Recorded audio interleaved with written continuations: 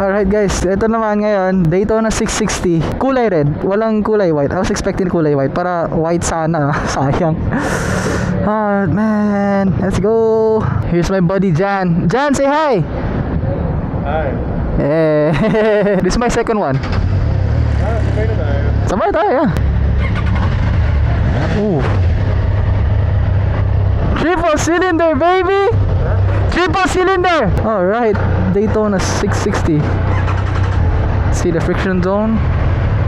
Okay, so in terms of handling, not too far. Brakes, okay, that's very squishy brakes. Okay, that's very sporty brakes indeed. Yeah, mas mabigat onti kasi sa ZX25R ko. Hindi ko lang alam anong ilang kilos to officially. Let's go, let's go, let's go. It's so light. Magaan. It's so hot. Oh yeah. It'll cook your eggs, bro. Luto yung betlog mo niyan. We should corner there. Sarap mag-corner dun. Alright, let's fucking go, man.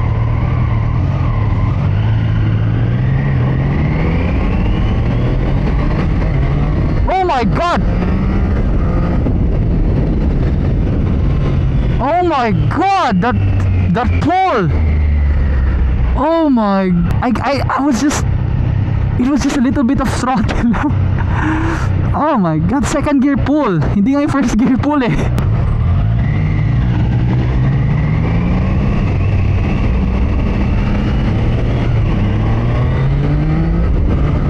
Oh my gosh, man.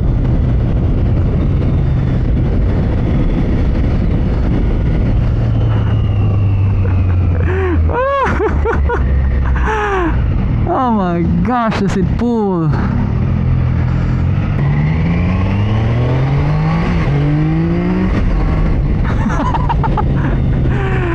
$80 kilometers in like virtually instant.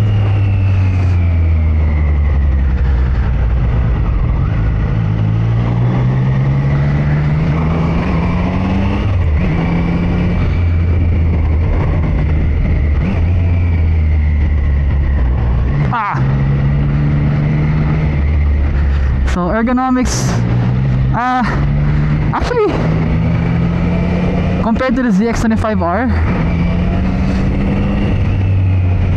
it's parang siya relaxing eh. This one's a tad bit more relaxing than the ZX25R.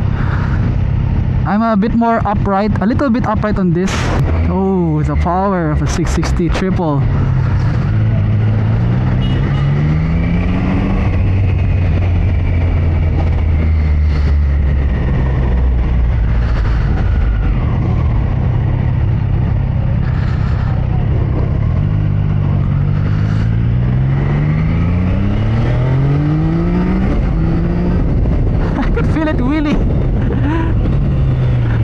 Naramdaman ko na nag-wheelie siya. Oh my gosh.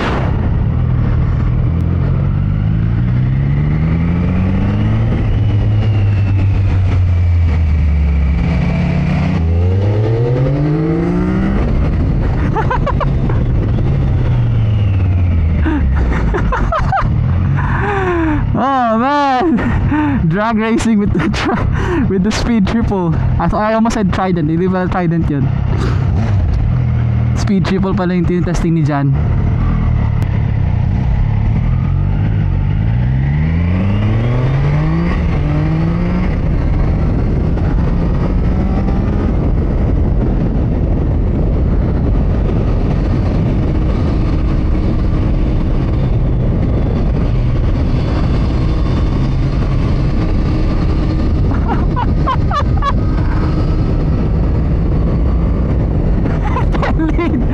Oh my god.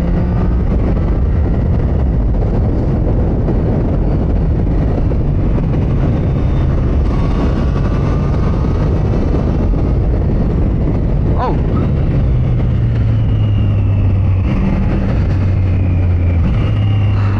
Oh my god. Oh. Oh my god, this feels so much more stable in the corners than my ZX25R. I don't know what type of wizardry, what type of magic they did. It just feels so stable. How is it? How's the corners? I don't know. Nimble? Sharp? Medyo maliit pa rin lang yung bike. Nalitan ka? Oh. What the ba? No, like, ergonomically. It's easy to like fall into. Yeah, to tip in, right? It's like super low. Super low. Yeah. Good for me. Yeah, because you're a 6-foot guy. Oh. But only super low. Would you buy one though? No, it's too hot. Too hot. Oh. Compared sa XSR 700? Oh, that thing's like cold sa side. No? Wala Yeah. yung ganito. Tapos, Well, I mean, it's a triple cylinder. huh? It's a triple cylinder kasi. Oh. Well, That's why it's hotter. More parts, more. Yeah. Like gutless. Worthless? No, gutless. Godless. No guts, no punch. Hindi naman sa walang punch. It's just super refined. Super refined. So like, the thing I look for is like the twitchiness, the vibration, then Ah, like, mas proper. So it's like not for me. it's not for you. You like the messy ones. Huh? You like the messy ones. Yeah. The rugged ones, the rough ones. Yeah. Exactly.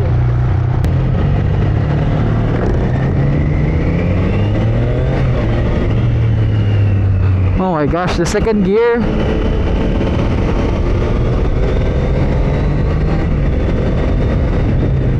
If you're not careful with the throttle, you're gonna have a bad time. You could hear the clutch slipping when you're like playing with it. It's a friction zone. It just sounds so mechanical, like clunky. I think that's the word, clunky. Medyo nata-traffic na dito ah. Oh guys, it just feels so hot sa ano.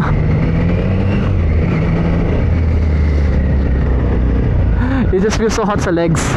Hindi naman siya hot sa dick, like, or sa balls, like sa mga Ducati, mga V4, mga Aprilia V4, kasi the piston is not pointed directly to your nutsack. But this one, the inline triples, oh boy, is it still hot. Sucks for Philippine weather, but well, I ride inline 4 na almost daily in the Philippines. Umabot ng 110 degrees sa stop and go, sa talagang stop traffic. 110, papalo siya ng 115, di ko lang bakit 115, pero yun, hindi naman siya tataas dun. Yeah, it's so hot, man. Init.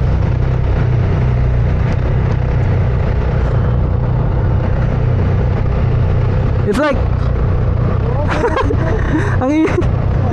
Init. Woo! Init, gago. You have to have like a little bit of more finesse sa clutch nito. I don't know why. I don't know. Well, baka sanay na talaga sa Kawasaki ko.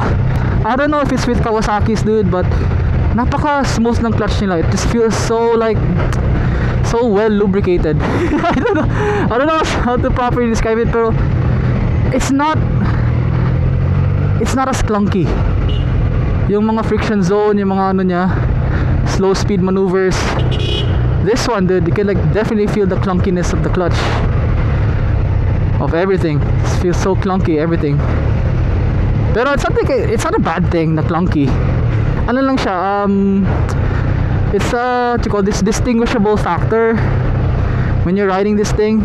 It's a different riding experience compared to riding a Kawasaki ZX25R. I'm not speaking for all Kawasaki's eh. Baka sa mga higher displacement talaga na medyo clunky yung ano, friction zone, like you can really feel certain vibrations, certain na feelings eh. Maybe that's only for mga big displacement talaga na may certain feedback, kumbaga feedback. It's not a bad thing. Sa akin kasi walang feedback eh. Like it just goes, like seamless yung friction zone niya until you fully let go of the clutch. It just feels so seamless. I guess that's the Kawasaki gearbox or Kawasaki transmission magic. This one per se, it's got a certain feedback. I know, may certain nginig. That's the character. Excuse me. That's the character of the bike. At least my character siya. So I'm not saying it's like a bad thing, like hey, ano ba to? No, it's like a different experience.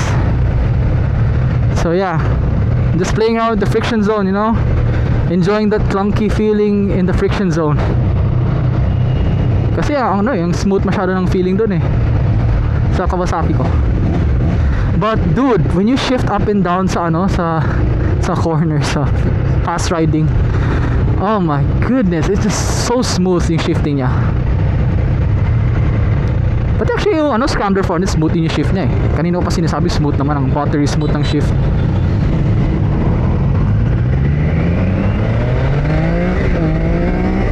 Oh my gosh, 80 kilometers in no time, baby.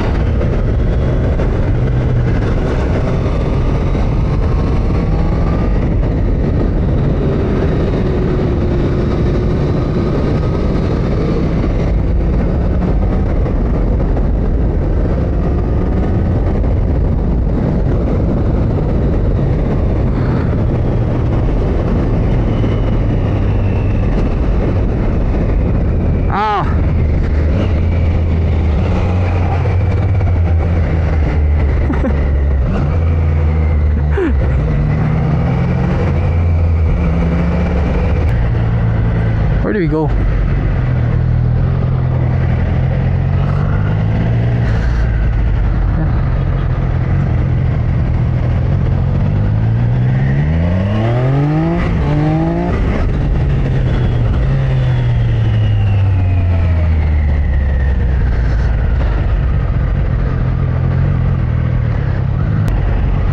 Yeah, like ergonomically, dude, this ain't so bad actually. Ergonomically, dude, this ain't so bad. Honestly, like, this is not bad at all. As a sport bike. Well, Yami Noob calls this a touring bike, and he hates it because it's not as good as the 675. It's not as aggressive as a 675, but to me, in my experience, dude, it's not miserable riding this around the city compared to my ZX25R. More aggressive talaga yung positioning nun eh. Where do we go? Daytona 660. Actually, I want one. It's more manageable kasi it's less painful to ride. It's less miserable compared to a full-blown inline 4. Even the ZX25R is an inline 4 na 250cc, and to be honest, this feels much more comfy to ride. Honestly, I want to ride this for 3 hours straight. Joke lang. But you know, man, I just want more time with this thing so I could really make a thorough review. But so far, my first-hand impression, wow, it's just wow. Very comfy than the ZX25R.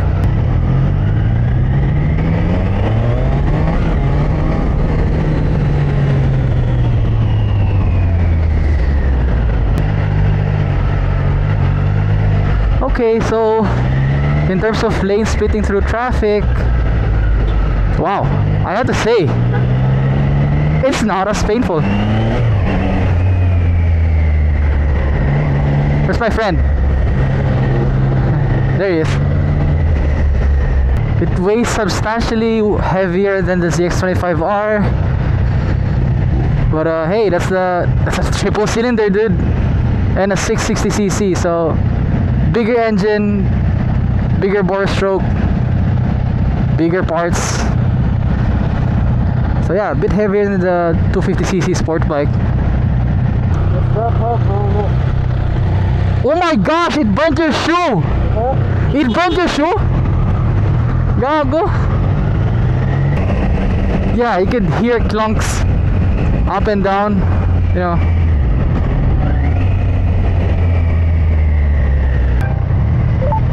Hello?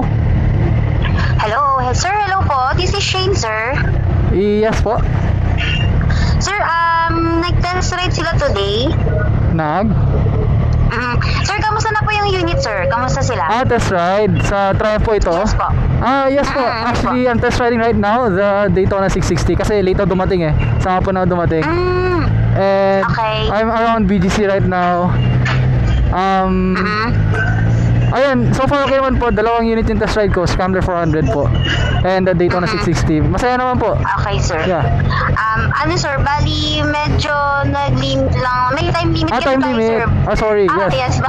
Sorry po. Okay lang, sir. Masyado ko na-enjoy yan yata. pa lang yung unang, yan pa lang yung unang unit mo? Actually, pangalawa ko na Next to. unit ba? Hindi, wala na po, wala na. Opo. Okay. Nag-gets up kasi yung mga tao sa baba. Yun lang po. Okay. Sige po, pabalik na po kami ng friend ko. Sige, sir. Ingat. Sige po, thank you po. Ingat, sir. Bye po. Bye-bye. Thank you. Thank you. Oh! Hindi, no? I don't think it's daily though. Because of the damn temperature, right? It's really not. Yeah, dude. It's great though. But, you know, feels like it does so much for you. But then again, it's like a little thing. Yeah. It'd be great if you're living in Europe. Cold air, cold winds. I mean, yung road mo medyo open. Yeah, yun din. And the overall climate. But you know, I now have perspective. You know, I now have perspective about bikes in general, about riding in general. The more that I test ride different models, different brands, the wider my perspective becomes, you know.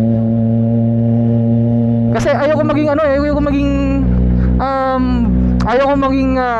tawag dito, narrow-minded na stick to single brand type of person, you know. I don't want to be that type of person, man. I want to be like, open-minded ka ba? Joke lang.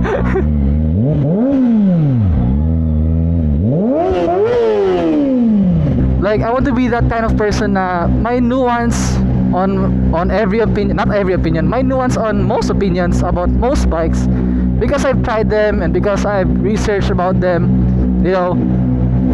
Ayoko kasi maging solo brand boy na fanboy na Honda simp or Kawasaki simp. Nah, man, I want to have a wider perspective than that. Know what I'm saying? So yeah, that experience was so awesome. Bukod sa KTM experience ko dati, this one was so awesome.